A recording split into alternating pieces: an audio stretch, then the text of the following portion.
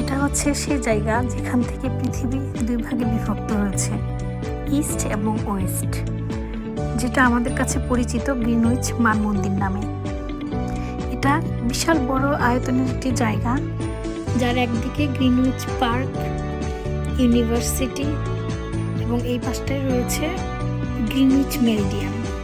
সারা বিশ্বের অনেক বড় বড় সায়েন্টিস্টরা এই জায়গাটাতে কাজ করেছেন এবং এখনো করছেন।